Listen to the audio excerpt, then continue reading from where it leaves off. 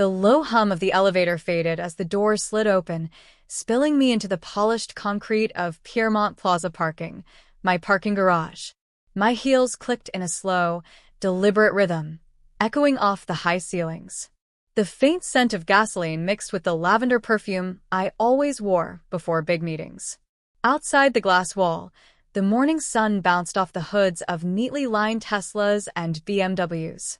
I had just finished a call with a commercial real estate broker when my phone buzzed again, not with business, but with something far more personal. "You won't believe this. Your cousin Ryan's here," yelling at the valet about a parking spot. I stopped mid-step, the gold key ring in my hand, catching the light. A dozen memories flickered in my mind, some bitter, some just tired. I hadn't seen Ryan in nearly 6 years. Not since that day. Through the tinted office glass, I caught sight of him. Baseball cap pulled low, voice raised, arms gesturing toward the white-painted spot reserved for management only. He didn't know. Not yet. The part of me that once burned with humiliation felt strangely calm now. My silk blouse brushed softly against my skin as I crossed the floor, nails tapping the metal railing. I'd built this life carefully, brick by brick, dollar by dollar, and I had never told him. Now here he was, back in my world, demanding space that didn't belong to him. The irony was almost too perfect. I smiled, slow and steady, and pushed open the office door. It was time for Ryan to learn exactly whose parking spot he was standing in. 6 years ago, I was 24, broke, and clinging to the kind of independence that looked braver on Instagram than it felt in real life. I had just moved into a mid-range apartment complex in Oakwood, New Jersey. It wasn't glamorous, but it had one thing I valued more than hardwood floors or granite counters: a covered parking spot. Spot number 27. My little safe zone from snowstorms, hail, and the judgmental stares of strangers when they saw my beat-up Honda Civic. That Civic was more than just a car.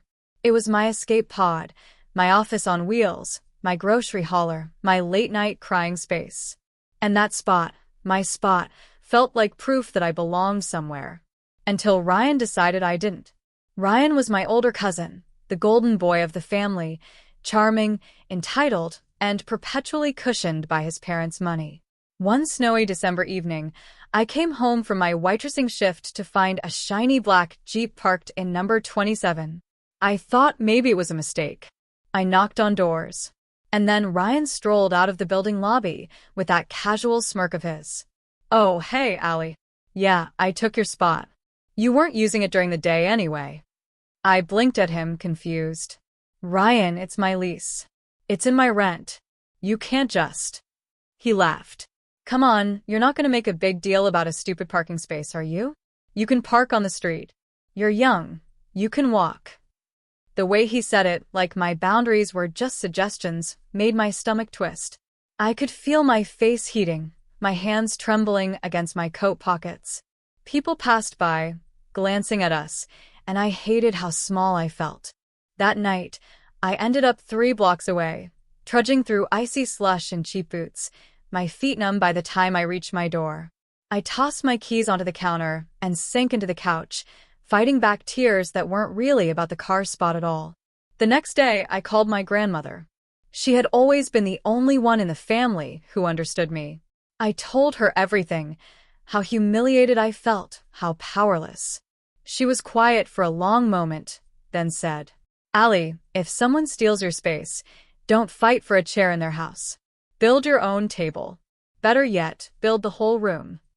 Her words hit somewhere deep. That night, I sat at my tiny kitchen table with a notebook and started writing ideas. I didn't know how yet, but I swore to myself, nobody was ever going to take my space away from me again. And I meant it. At first, building my own space sounded like a poetic pep talk, not a real plan. But my grandmother's voice stuck in my head like a steady drumbeat, pushing me forward when my own motivation faltered. I started small. On my breaks at the diner, I'd read articles about real estate investing on my phone. The words were foreign at first: equity, capitalization rate, ROI, but I wrote them down in that same notebook from the night of Ryan's parking stunt. One evening, a regular customer named Deborah Klein noticed me scribbling between orders. She was in her late 50s, dressed in tailored suits, with an air of quiet authority. "What are you always working on in that little book of yours?" she asked one night over her decaf. I hesitated. "Just learning about real estate." She smiled, like she'd been waiting for that answer. "I own 3 properties in this county. If you're serious, I can point you toward some resources. But it's not glamorous. You'll have to work harder than you ever have." I was serious.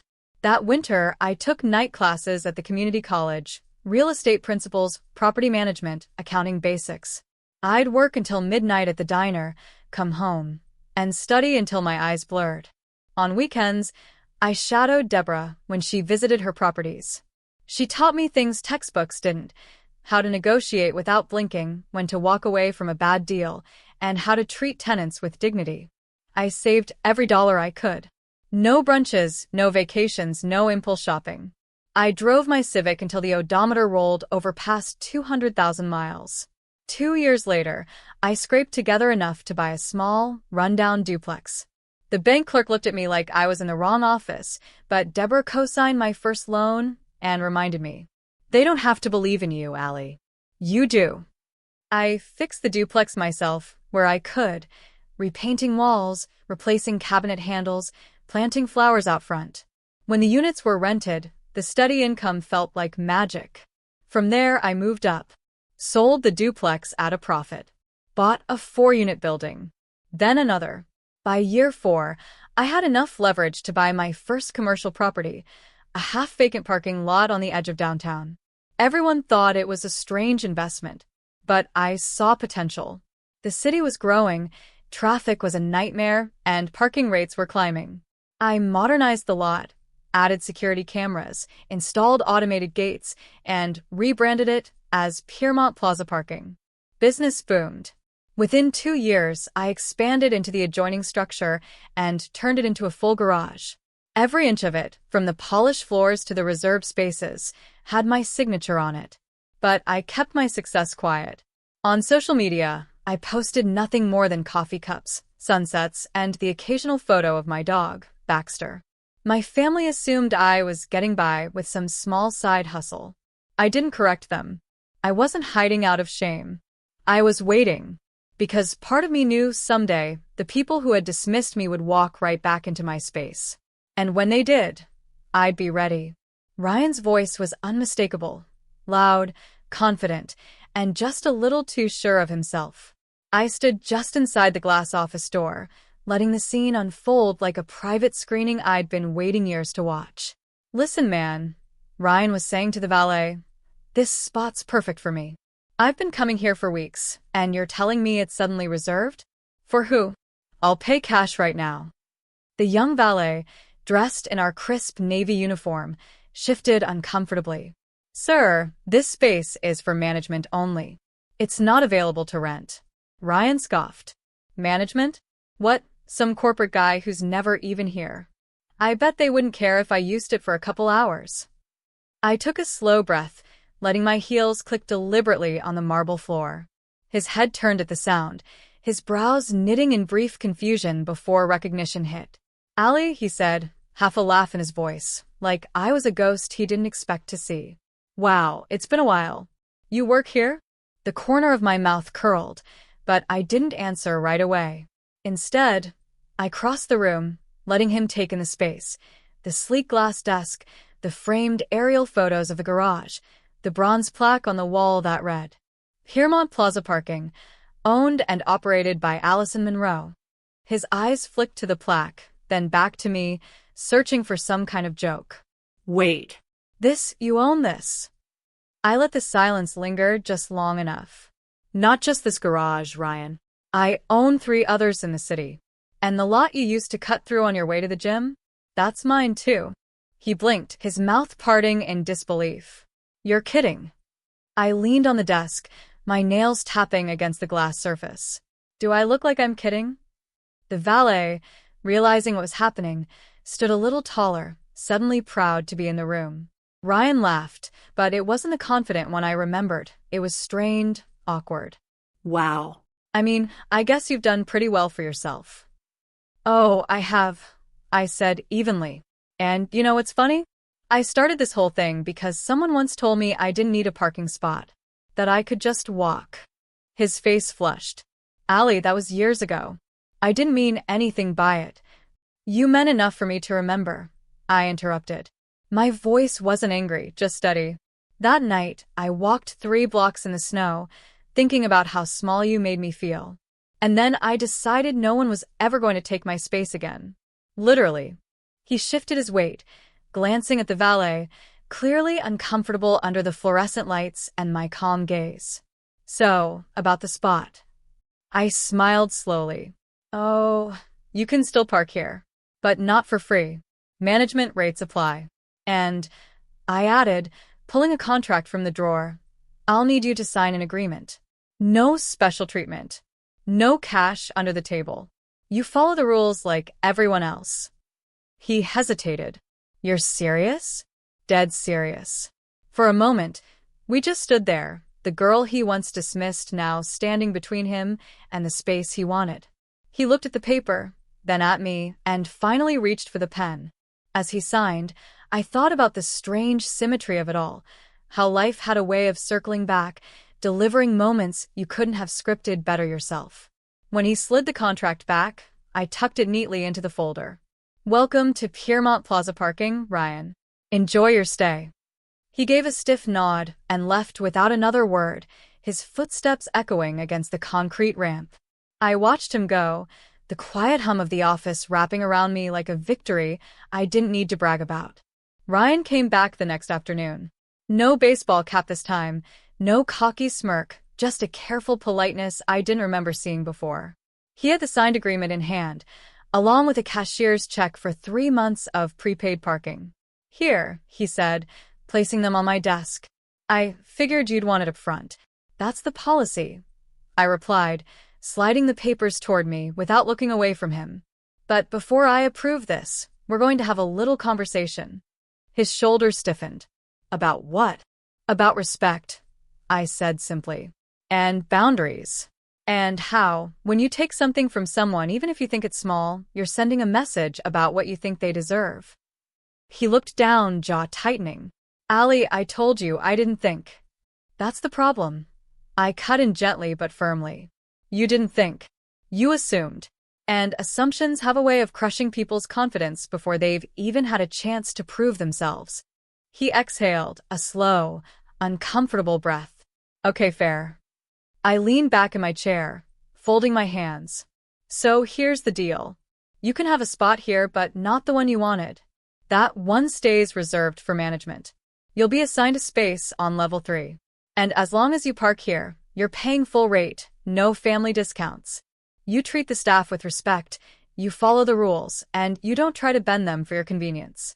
His eyebrows pulled together. You're really not going to cut me a break? Ryan, I said, my voice softening just a fraction. I'm not doing this to punish you. I'm doing this because I learned a long time ago that if I let people break my boundaries once, they'll do it again. And I won't go back to being the woman walking 3 blocks in the snow, while someone else takes what's mine. He studied me for a long moment, then gave a short nod. All right. I get it. But I wasn't finished. One more thing. You told me once I could just walk. So I'm telling you, walk toward something. Do something that's yours, without leaning on the family's money or connections. Build something from scratch. Because when you've done that, you won't ever take someone else's space again. For the first time in the entire conversation, I saw something shift in his expression. Not defensiveness, not irritation, but a flicker of understanding.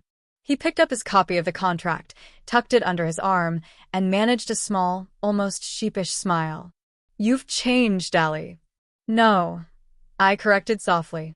I just stopped letting other people decide how small I should be. As he left, I knew he might never fully grasp how much that single night, years ago, had shaped me. But maybe, just maybe, he'd think twice the next time he was about to take up space that didn't belong to him. A few weeks later, I spotted Ryan's Jeep neatly parked in its assigned level 3 space. No drama, no complaints. He greeted the valet with a nod now, instead of barking orders. It was subtle, but it was change. I'd be lying if I said I expected him to turn into a completely different man overnight. But even a small shift felt like proof that boundaries, when set with clarity, could ripple outward. One evening, as I locked up the office, I found myself lingering in the garage instead of heading straight to my car. The sun was dipping low, casting warm orange light across the concrete floors.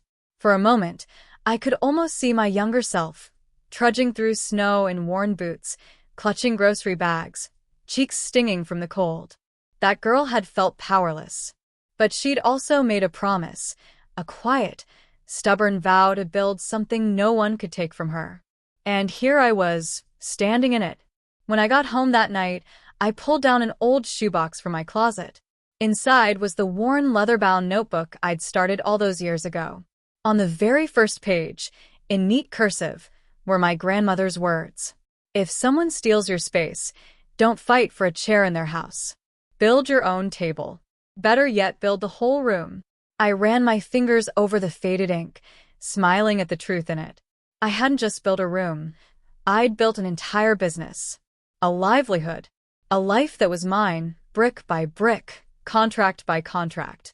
Sometimes, people think success is about winning over others. But I learned it's about winning back yourself. The moment you stop letting someone else decide your worth, the game changes entirely. As I tucked the notebook back into the box, I thought about how the world would keep handing me moments like this, moments where someone would try to take up space that wasn't theirs.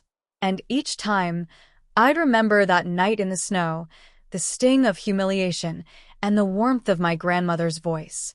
The next morning, as I walked into Piermont Plaza parking, my heels clicking against the clean concrete, the valet greeted me with a cheerful, "Morning, Miss Monroe."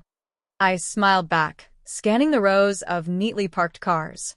My spaces were exactly where they belonged. And in my head, I heard the perfect closing line for the chapter I'd just lived. He took my spot. I took the whole building.